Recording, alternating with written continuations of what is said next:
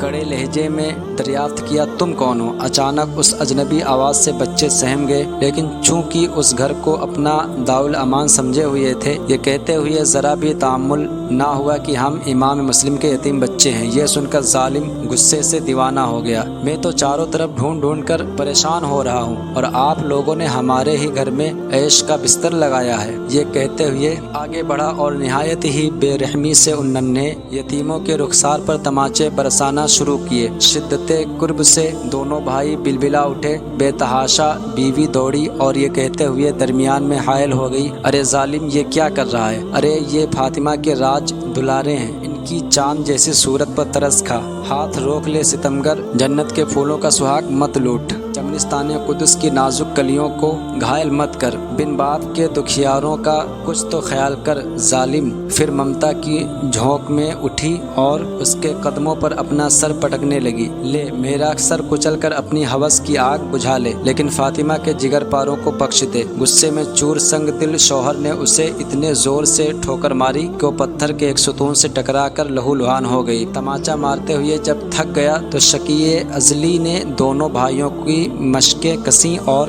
غلاف کعبہ کی سی لٹکتی ہوئی زلفوں کو زور سے کھینچا اور آپس میں ایک دوسرے سے باندھ دیا۔ مارے دہشت کے بچوں کا خون سوکھ گیا، حلق کی آواز پھنس گئی، آنکھوں کے آنسو جل گئے۔ اس کے بعد سیاہ بخت یہ کہتا ہوا کوٹری کے باہر نکل آیا، جس قدر تڑپنا ہے صبح تک تڑپ لو، دن نکلتے ہی میری چمکتی ہوئی تلوار تمہیں ہمیشہ کے لیے چین کی نیند سلا دے گی۔ دروازہ مقفل تھا، اندر کا حال خدا جانے، دروازہ بند تھا، اندر کا حال خدا جانے۔ ویسے ننھی جانوں میں اب تاب ہی کہاں تھی کہ نالوں کا شور بلند ہوتا، البتہ زندہ کی کوٹری سے تھوڑے تھوڑے وقفے پر آہستہ آہستہ کراہنے کی آواز سنائی پڑتی تھی۔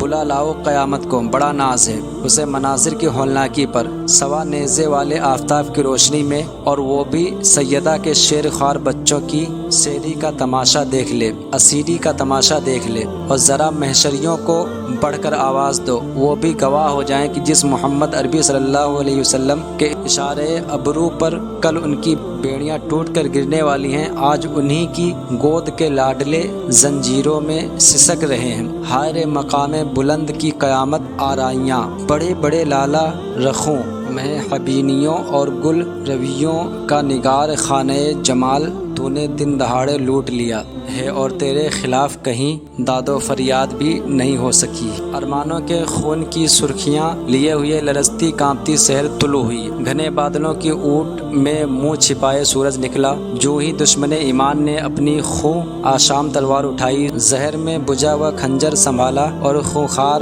درندے کی طرح کوٹری کی طرف لپکا۔ نیک بخت بیوی نے دوڑ کر پیچھے سے اس کی کمر تھام لی، جفاکار نے اتنے زور سے اسے جھٹکا دیا کہ سر ایک دیوار سے ٹکرا گیا اور وہ آہ کر کے زمین پر گر پڑی۔ بیوی کو گھائل کرنے کے بعد جوش غضب میں دروازہ کھول کر اندر داخل ہوا، ہاتھ میں ننگی تلوار اور چمکتا ہوا خنجر دیکھ کر دونوں بھائی لرز گئے، خوف سے نرگسی آنکھیں بند ہو گئیں۔ ابھی وہ اس ہولناک دہشت سے کانپ ہی رہے تھے کہ سیاہ بخت نے آگے بڑھ کر دونوں بھائیوں کی زلفیں پکڑیں اور نہایت بے دردی کے ساتھ انہیں گھسیٹتا ہوا باہر لایا۔ تکلیف کی شدت سے معصوم بچے تلملا اٹھے، بیچارے پچھاڑے کھا کھا کر اس کے قدموں پر سر پٹکنے لگے، ٹوٹ ٹوٹ کر آہو فریاد کرنے لگے، لیکن ظالم کو نہ ترس آنا تھا نہ آیا۔ لہو میں شرابور پاک طینت بیوی پھر اٹھی اور بفری ہوئی شیرنی کی طرح گرجتے ہوئے کہا، آخر گھسیٹ کر کہاں لے جا رہا ہے ان بے گناہ مسافروں کو؟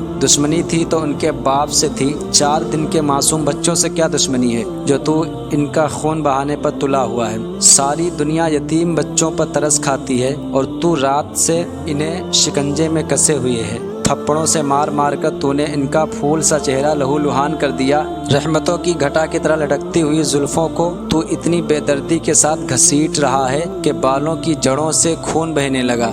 رات سے اب تک مدینے کے یہ ناظرین بے آب و دانہ لگاتار تیرے ظلم و ستم کی چوٹ کھا رہے ہیں۔ اور تجھے ان کی کم سنی پر بھی ترس نہیں آتا۔ پردیس میں ان کا حامی مددگار نہیں ہے، اس لیے بے سہارا سمجھ کر تو انہیں تڑپا تڑپا کر مار رہا ہے۔ جس نبی کا کلمہ پڑھتا ہے وہ اگر اپنی تربت سے نکل آئے تو کیا ان کے روبرو بھی ان کے نازنین شہزادوں کے ساتھ تو ایسا سلوک کر سکے گا؟ تیرے بازوؤں میں بڑا کس بل ہے تو کسی کڑیل جوان سے پنجہ لڑا۔ دودھ پیتے بچوں پہ کیا اپنی شہزوری دکھلاتا ہے؟ اس کے سینے میں غیرت ایمانی کا جوش ابل پڑا تھا۔ اپنی جان پر کھیل کر اب وہ رفاقت حق کا آخری فیصلہ کر دینا چاہتی تھی۔ جذبات میں بے قابو ہو کر اس نے جیسے ہی بچوں کو اس کے ہاتھ سے چھڑانے کی کوشش کی، اس بدبخت نے ایک بھرپور ہاتھ کا گھونسا اس کے سینے پر مارا اور وہ گش کھا کر زمین پر گر پڑی۔ لونڈی سامنے آئی تو وہ بھی اس کے تیغ ستم سے گھائل ہوئی۔ اس کے بعد شکنجے میں کسے ہوئے دونوں بھائیوں کو گھسیٹ کر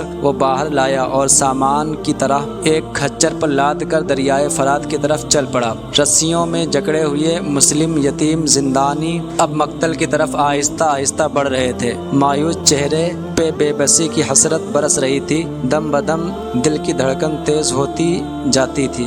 رہ رہ کر بچھڑی ہوئی ماں کی آغوش شفقت و پیار کا گہوارہ مدینے کا دارالامان اور حجرے عائشہ میں گیتی کا آخری پناہ گاہ یاد آ رہی تھی۔ کچلے ہوئے ارمانوں کے ہجوم میں چھوٹے بھائی کی آنکھیں ڈبڈبا آئیں۔ طویل خاموشی کے بعد اب آنسوؤں کا تھما ہوا طوفان ابل پڑا۔ بڑے بھائی نے آستین سے آنسو پوچھتے ہوئے کہا، جان عزیز صبر کرو، ہمت سے کام لو، اب زندگی کی گنتی کے چند سانسیں باقی رہ گئی ہیں، انہیں بے تابیوں کے ہیجان سے رائگاں مت کرو۔ وہ دیکھو دریائے فرات کی سطح پر چشمے کوثر کی سفید موجیں ہمیں سر اٹھائے دیکھ رہی ہے۔ اب اس جہان بے وفا سے اپنا لنگر اٹھا لو۔ چند قدم کے بعد عالم جاوید کی سرحد شروع ہو رہی ہے۔ بس 2 گھڑی میں اس جفا پیشہ دنیا کی دسترس سے باہر نکل جائیں گے۔ تھوڑی دور چلنے کے بعد دریائے فرات نظر آنے لگا۔ جلاد نے اپنی تلوار چمکاتے ہوئے کہا، سانپ کے بچوں دیکھ لو اپنا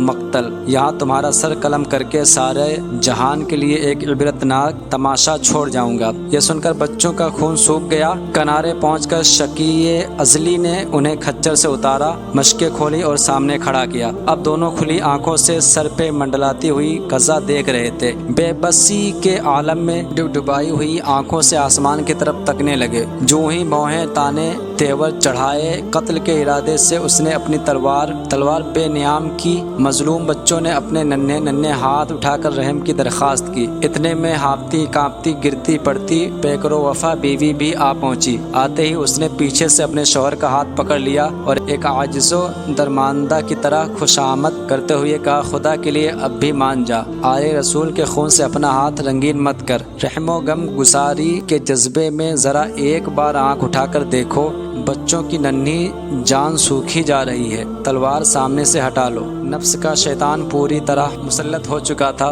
ساری منت و سماجت بیکار چلی گئی۔ غصے میں بھرپور تلوار کا ایک وار بیوی پر چلایا۔ وہ پیکر ایمان گھائل ہو کر تڑپنے لگی۔ بچے یہ دردناک منظر دیکھ کر سہم گئے۔ اب سیاہ بخت جلاد اپنی خون آلود تلوار لے کر بچوں کی طرف بڑھا۔ چھوٹے بھائی پر وار کرنا ہی چاہتا تھا کہ بڑا بھائی چیخ اٹھا، خدارا پہلے مجھے ذبح کرو، جان سے زیادہ عزیز بھائی کی تڑپتی ہوئی لاش میں نہیں دیکھ سکوں گا۔ چھوٹے بھائی نے سر جھکائے ہوئے خوشامد کی، بڑے بھائی کا قتل کا منظر مجھ سے ہرگز نہ دیکھا جائے گا، خدا کے لیے پہلے میرا سر قلم کرو۔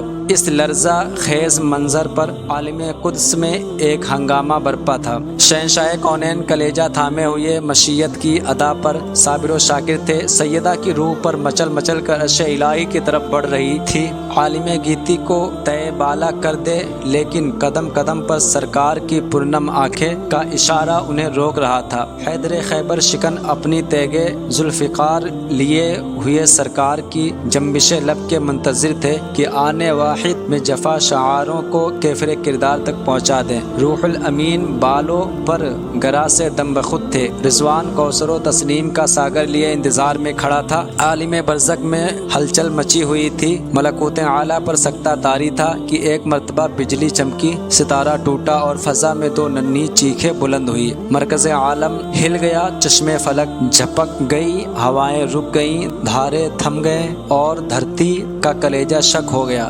حیرت کا طلسم ٹوٹا تو امام مسلم کے یتیم بچوں کے کٹے ہوئے سر خون میں تڑپ رہے تھے اور لاشیں دریائے فرات کی لہروں کی گود میں ڈوبتی جا رہی تھی۔ سلام ہو تم پر اے محمد و ابراہیم، اے امام مسلم کے راج دلارے، تمہارے مقدس خون کی سرخی سے آج تک گلشن اسلام کی بہاروں کی سہاگ قائم ہے۔ خدائے غفار تمہاری ننھی تربتوں پر شام و سحر رحمت و نور کی بارش برسائے۔ پروانے کا حال اس محفل میں ہے قابل رشک اے اہل نظر، ایک شب ہی میں یہ پیدا بھی ہوا، عشق بھی ہوا اور مر بھی گیا۔ نوٹ: اس مضمون میں معصوم کا لفظ ان معنوں میں مستعمل نہیں ہے جن معنوں میں شیعہ حضرات کے یہاں رائج